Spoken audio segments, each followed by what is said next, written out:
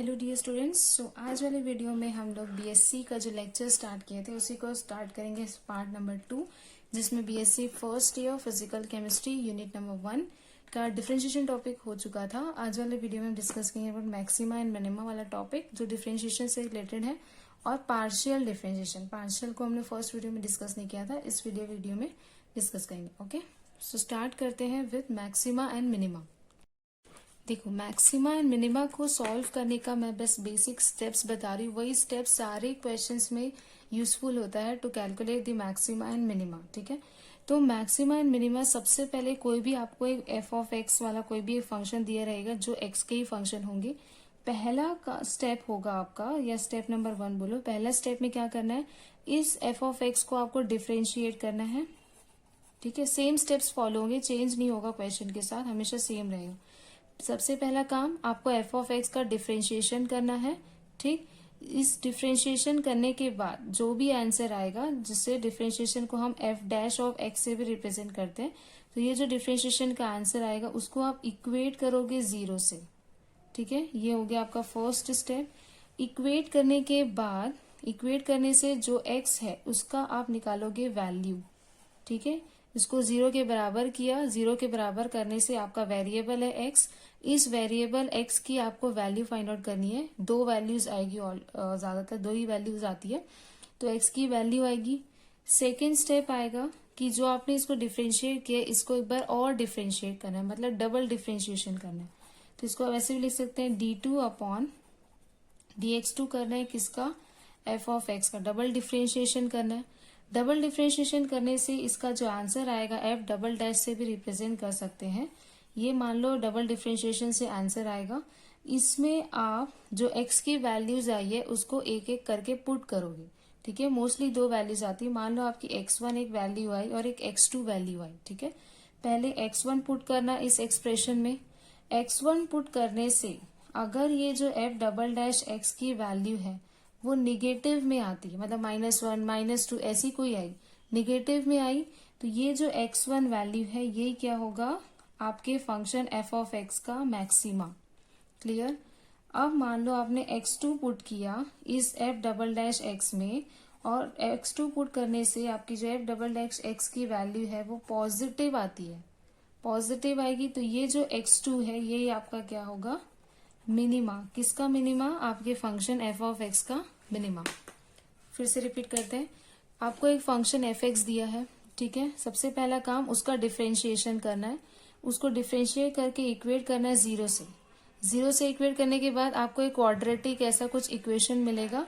उस इक्वेशन की हेल्प से आपको एक्स की वैल्यू फाइंड आउट करनी है। ठीक है, एक्स की वैल्यू 2 या 2 से ज्यादा आएगी, तो x की जो वैल्यूज आई उसके बाद उस फंक्शन का फिर से डिफ्रेंशिएशन करना है, मतलब डबल डिफ्रेंशिएशन किया।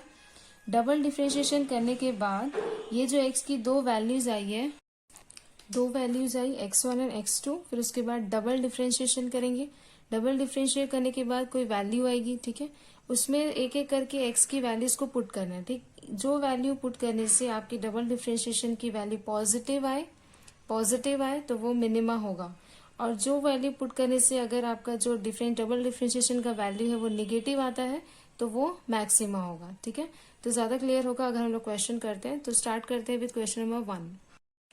ठीक है, तो अब हम लोग देखते हैं, ये एफ ऑफ एक्स का मैंने एक फंक्शन लिया है, मुझे इसके लिए मैक्सिमा और मिनिमा निकालना है। ठीक, तो सबसे पहला काम मैंने क्या बताया था, इसको आपको एक बार डिफ्रेंशिएट करना है, मतलब डिफ्रेंशिएशन फाइंड आउट करना है किसका, एफ ऑफ एक्स का।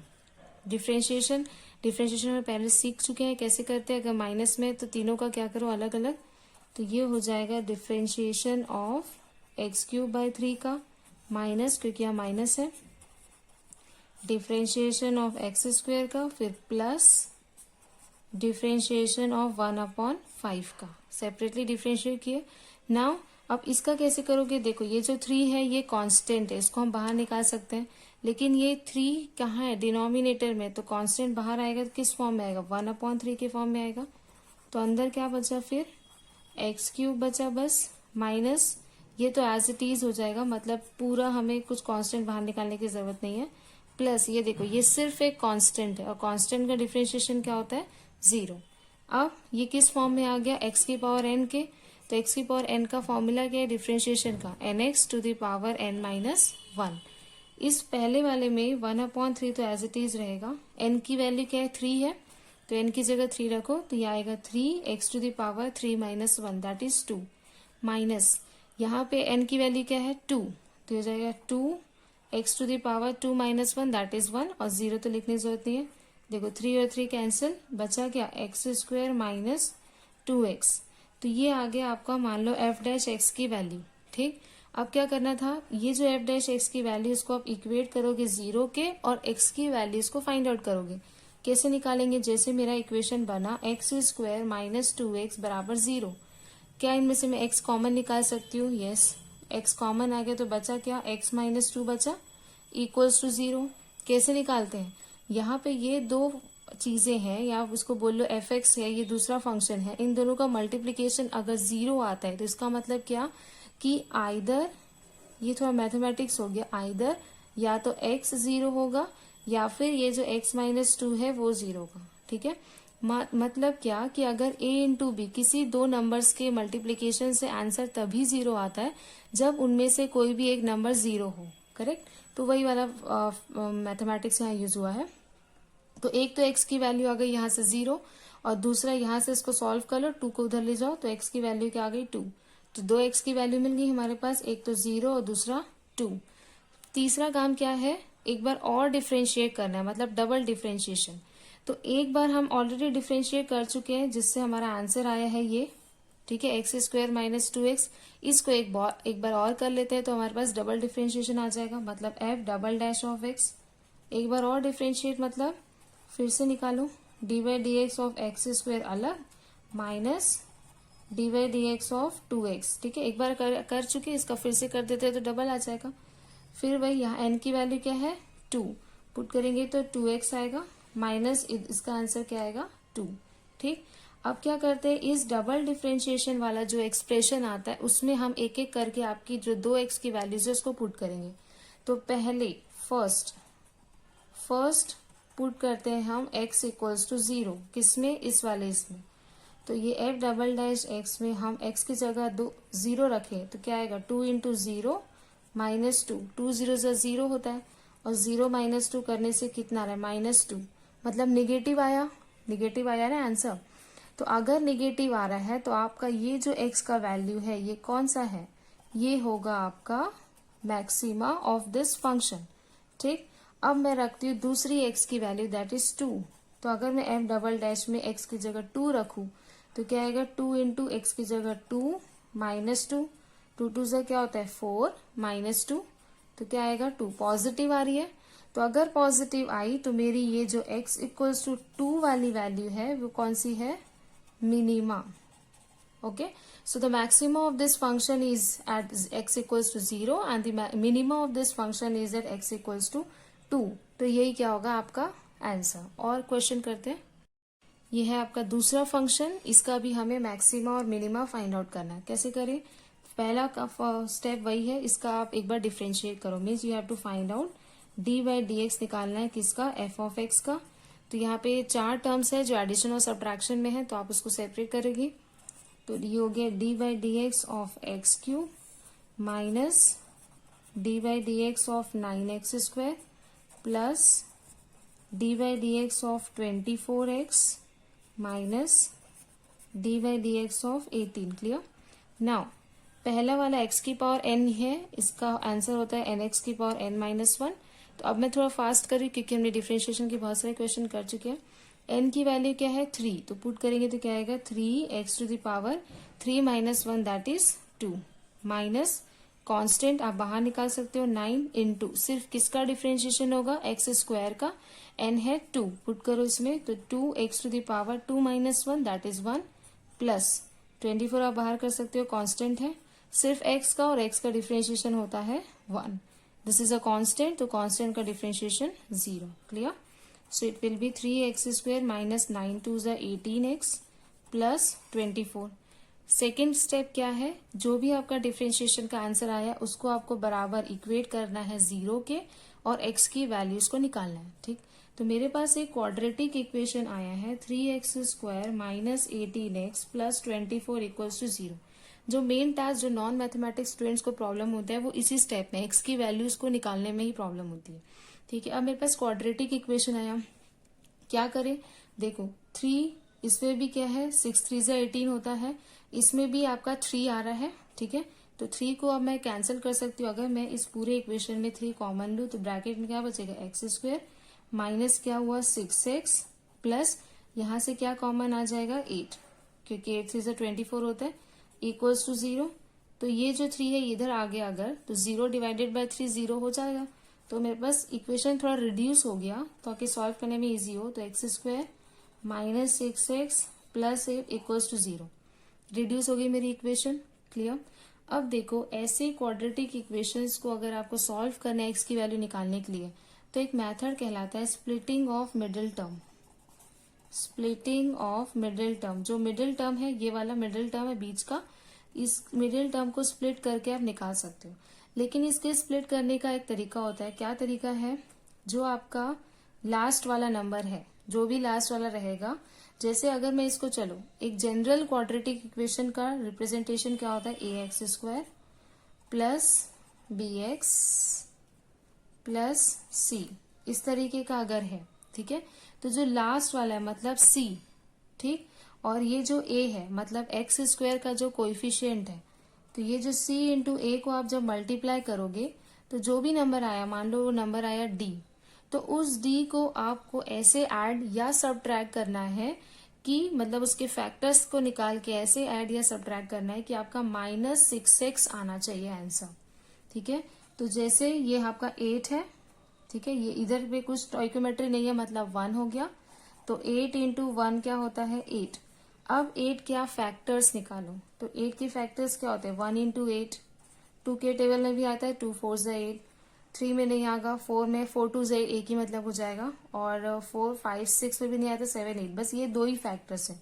तो क्या इन दोनों फैक्टर्स का यूज करके मेरे पास कहीं से -6 आ सकता है, क्या आ सकता है, कैसे, देखो 2 और 4, ये जो सेकेंड वाला है 4 + 2 करो तो 6 आएगा ना, मतलब इन फैक्टर्स को ऐसे ऐड करना या सब्ट्रैक्ट करना ताकि आपका -6 आए। ध्यान रखना -6 है, तो इसलिए हमें इसको ऐसे यूज करना पड़ेगा कि आंसर -6 आना चाहिए। तो इसको मैं ऐसे स्प्लिट कर सकती हूँ, क्या -4x -2x plus 8 equals to 0, correct कर सकते हैं, क्योंकि -2 इंटू -4 करोगे तो 8 आएगा जो कि हमारा ये है, और -2 -4 करोगे तो -6 आएगा जो कि हमारा मिडिल टर्म, दोनों कंडीशन सेटिस्फाई हो गई। तो ऐसे हम स्प्लिट कर सकते हैं। ठीक, अब क्या करते हैं, स्टार्टिंग के 2 टर्म्स में से कॉमन निकाला जाता है और लास्ट के 2 टर्म्स में से कॉमन निकाला जाता है। तो इसमें कॉमन क्या एक्स है, ब्रैकेट में बचेगा x -4, इन दोनों में कॉमन आप -2 निकाल सकते हो, तो ब्रैकेट में क्या बचेगा x -4 इक्वल्स टू 0। ध्यान रखना ये जो ब्रैकेट वाला टर्म है ना, ये दोनों में सेम होना चाहिए, मतलब x -4 अगर ये दोनों सेम आ रहा है मतलब आपने आंसर सही किया है, मतलब यहाँ तक कैलकुलेशन करेक्ट है।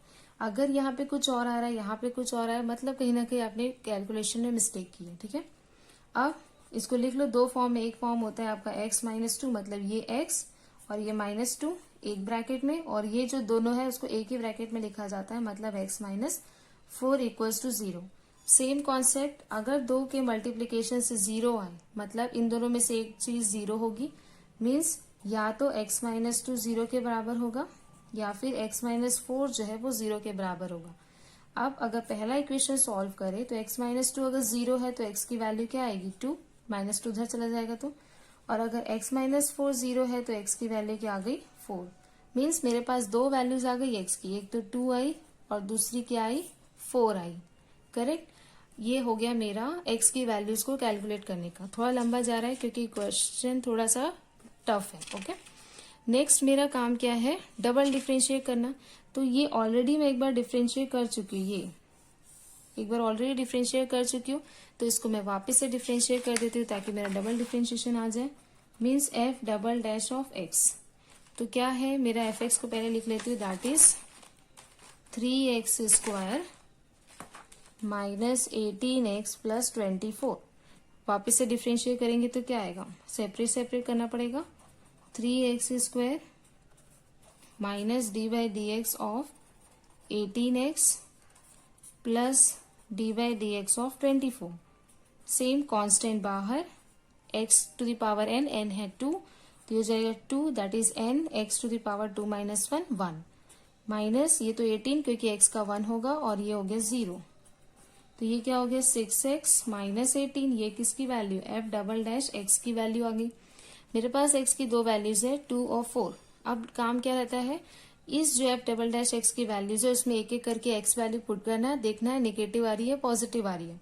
तो सबसे पहले मैं इसमें पुट करती हूँ 2, ठीक है, x की जगह, तो ये हो गई 2 माइनस 18, 6 2 जा 12 माइनस 18 क्या आएगा -6 आ रहा है, निगेटिव आया।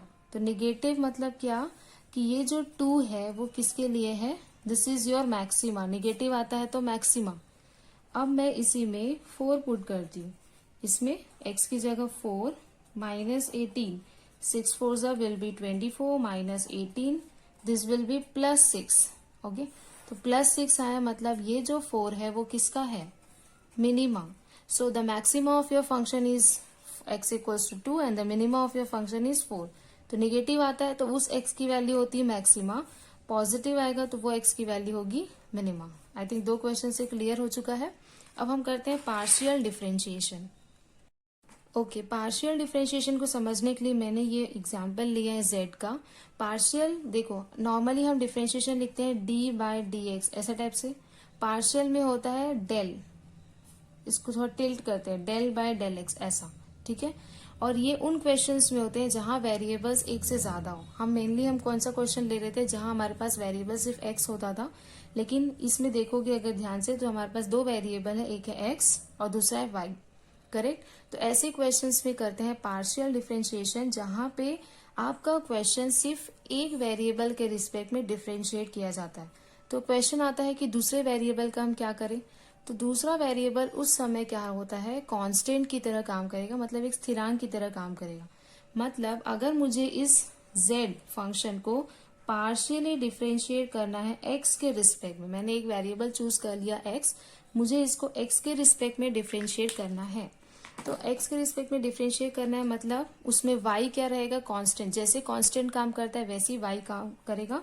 तो कांस्टेंट है आपका 6, y भी एक कांस्टेंट हो गया, मतलब 6y² पूरा एक कांस्टेंट हो गया। और सिर्फ डिफरेंशिएट किसका होगा, x³ का। सिमिलरली 2 तो कांस्टेंट है ही, हमको पता है, लेकिन यहाँ y जो है वो भी एक कांस्टेंट होगा और कांस्टेंट को हम बाहर निकाल देते हैं डिफरेंशिएशन के, और सिर्फ डिफरेंशिएट होगा x² का। सिमिलरली इधर 4y² भी कांस्टेंट हो गया और डिफरेंशिएट होगा किसका, x का, प्लस अब यहाँ पे भी सिर्फ डिफरेंशिएट होगा किसका, y³ का। लेकिन y³ क्या है, कांस्टेंट है, तो ध्यान रखना इसका आंसर 0 आने वाला है, ठीक है। चलो, तो बाकी सारे रूल्स वही है जो डिफरेंशिएशन में लगाते हैं, मतलब x की पावर n का जैसे करते हैं वैसे ही करेंगे।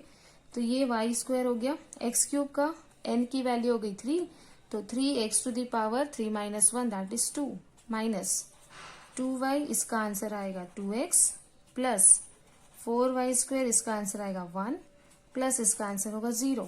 सॉल्व करो, 6 3 जा 18, x² y², 2 2 जा 4 xy, प्लस 4y²। तो this is the partial differentiation of your z with respect to x। I think clear हो गया। मतलब पार्शियल डिफरेंशिएशन जैसा ही है, पर पार्शियल इसलिए बोलते हैं क्योंकि इसमें सिर्फ एक ही वेरिएबल के रिस्पेक्ट में डिफरेंशिएट किया जाता है, और जो दूसरा वेरिएबल है जैसे यहाँ पे x के रिस्पेक्ट में किया तो y कांस्टेंट की तरह काम करेगा, और अगर हम इसी को y के रिस्पेक्ट में करते तो हमारा जो x है वो कांस्टेंट होता। तो इसमें भी हम एक दो क्वेश्चन कर लेते हैं ताकि ज्यादा क्लियर हो जाए। तो ये मैंने एक क्वेश्चन लिया है जो पिछले सालों में पूछा भी गया है यूनिफाइड की बुक से, ठीक है। हमें इसमें निकालना है फर्स्ट एंड सेकेंड ऑर्डर। जैसे हम लोग नॉर्मल डिफरेंशिएशन में भी बताई थी, फर्स्ट ऑर्डर मतलब एक बार डिफरेंशिएशन करना, सेकेंड मतलब जो फर्स्ट किया है उसको वापस एक बार और कर देना, तो उसको बोलते हैं सेकेंड ऑर्डर। लेकिन पार्शियल डेरिवेटिव फाइंड आउट करना है, ठीक है। और फंक्शन दिया है आपका ये, तो यहाँ पे देख लो दो वेरिएबल्स है, एक है आपका x और दूसरा है y। तो मैं बोल सकती हूँ कि ये क्या है, f(x, y) है। तो पार्शियल डेरिवेटिव, तो सबसे पहले हम निकालेंगे, अब कुछ नहीं मेंशन किया है कि किसके रिस्पेक्ट में निकालना है, मतलब इसको आपको x के रिस्पेक्ट में भी निकालना है, y के रिस्पेक्ट में भी।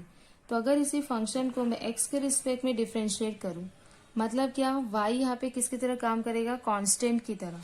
तो करते हैं इसको अलग अलग। तो ये हो जाएगा d of x cube upon delta x plus delta of y cube, जैसे हम प्लस में करते हैं, upon delta x plus delta of 3axy upon delta x. ठीक, सेम n की वैल्यू क्या है 3, तो ये हो जाएगा 3x to the power 3 minus 1 that is 2। Y cube x के रिस्पेक्ट में कर रहा है, पार्शियल है, तो y क्या रहेगा कांस्टेंट, और सिर्फ y ही है तो ये पूरा क्या हो गया 0, प्लस 3 तो कांस्टेंट है, a भी कांस्टेंट है, y भी क्या रहेगा कांस्टेंट, तो x के रिस्पेक्ट में करना है तो x बाय एक्स तो 1 हो जाएगा, तो सिर्फ बचेगा क्या 3ay। तो इसका आंसर हो जाएगा 3x² प्लस 3ay। ये कौन सा है लेकिन फर्स्ट ऑर्डर, ठीक है, मतलब ये है आपका delta f by delta x. Second order के लिए मतलब क्या, इसको वापस से डिफ्रेंशिएट करेंगे तो इसको लिखते हैं ऐसा, delta 2f upon delta x 2। तो इसका मतलब है सेकेंड ऑर्डर, मतलब इसको वापस से एक बार करना है, ये इसको हम फिर से एक बार करेंगे। तो ये हो जाएगा क्या, इसको करो आप 3x² को करेंगे अलग, फिर प्लस 3ay को अलग, और किसके रिस्पेक्ट में, x के ही रिस्पेक्ट में करना है। तो यहाँ तो 3 कांस्टेंट हो जाएगा और x² का करेंगे तो क्या आएगा 2x आएगा, प्लस 3 कांस्टेंट, a कांस्टेंट, और x के रिस्पेक्ट में कर रहे तो y भी कांस्टेंट, मतलब सारा चीज क्या है कांस्टेंट, तो इसका तो 0 हो जाएगा। तो आंसर क्या आएगा 6x। तो second order of partial derivative of x with respect to x will be 6x। I think clear हो रहा है। अब चलो इसको y के रिस्पेक्ट में करते हैं। तो y के रिस्पेक्ट में करने समय पहले ये हो गया y, अब y के रिस्पेक्ट में करेंगे तो x क्या रहेगा आपका कांस्टेंट, ठीक है, तो अलग अलग करेंगे, तो मतलब delta of x cube by delta y plus delta of y cube upon delta y plus delta of 3axy upon delta y। Clear. So y के रिस्पेक्ट में कर रहे हैं, पार्शियल है, तो x क्या रहेगा पूरा कांस्टेंट, तो इसका डिफरेंशिएशन 0 आएगा, प्लस इसका ऑब्वियसली x की पावर n वाला ही फॉर्मूला यूज करेंगे। x की जगह का y वेरिएबल है तो फॉर्मूला चेंज नहीं रहेगा, फॉर्मूला वही रहेगा। n क्या है 3, तो 3y to the power 3 minus 1 that is 2, plus 3 is constant, a is constant, x is also constant, सिर्फ y का y के रिस्पेक्ट में आता है 1, तो आंसर होगा 3ax। तो delta f upon delta y का आंसर आएगा 3y² प्लस 3x। ये फर्स्ट ऑर्डर हो गया। इसको सेकेंड ऑर्डर करेंगे तो मतलब वापिस से एक बार करना पड़ेगा, तो इसको किया तो क्या आएगा 3 2 जा 6y आएगा, और ये तो पूरा कांस्टेंट है तो ये 0, तो ये इसका क्या रहेगा आपका आंसर, ठीक है। ये सेकेंड ऑर्डर।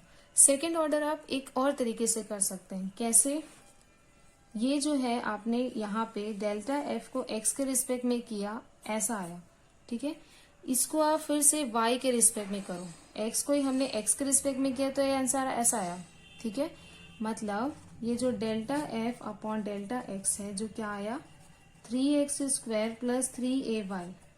सेकेंड ऑर्डर एक और तरीके से कैसे हो गया, पहले x के रिस्पेक्ट में किया फंक्शन को, जो आंसर आया अब उसको y के रिस्पेक्ट में करो, मतलब क्या फाइंड आउट करना है आपको, डेल्टा 2f अपॉन क्या फाइंड आउट करना है delta y of delta x, मतलब जो x किए हो उसको y के रिस्पेक्ट, इसको अगर एक्सपैंड करके लिखोगे तो ये ऐसा हो जाएगा डेल्टा अपॉन डेल्टा y, और ये मतलब जो ये आया है इसको अब आपको y के रिस्पेक्ट में डिफ्रेंशिएट करना है, ठीक है, ये भी सेकेंड ऑर्डर ही कहलाता है क्योंकि 2 बार कर रहे हो।